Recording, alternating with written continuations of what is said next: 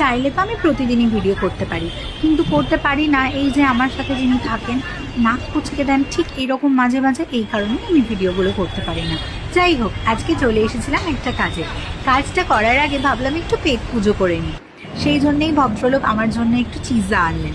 আর এই চিৎজাটা শুনেছি খুব ফেমাস, সেই কারণেই চিৎজাটা খেলাম। আর চিৎজাটা সত্যি খেতে খুব ভালো ছিল এবং ঝালও ছিল। যাই হোক, চিৎজাটা খেয়ে নিয়ে চলে এলাম একটা কাজে। আর কাজটা হলো এই যে আমি টাকা দিয়ে দিলাম এবং তারপরেই চলে এলো একটা অরেঞ্জ কালারের আইফোন 17 প্রো ম্যাক্স। হ্যাঁ, এই ফোনটা আমি ওকে গিফট করলাম কারণ ওর ফোনটা খারাপ হয়ে গিয়েছিল, সেই কারণে আজকে চলে এসেছিলাম ফোনটা নিতে। আর ফোনটা পেয়ে তো দেখছি বাবু বেশ ভালোই খুশি হয়েছেন। যাই হোক, আমি গিফট করেও কিন্তু খুব খুশি হয়েছি। আমি যাদেরকে এই সব ভিডিওগুলো সবাইকে দেখাই, অনেকেই বলে তুমি ডাক্তার হয়ে ভিডিও করো, এত ভিডিও দাও, এই সেই।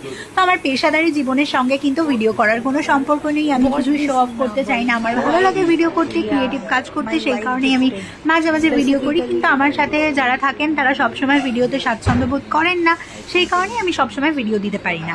যাই হোক, আমি বারবার বলাচ্ছিলাম যে থ্যাংক ইউ বলো সবার সামনে। বলছিলাম যে বলো বলো তোমার ওয়াইফ গিফট করেছে এটা।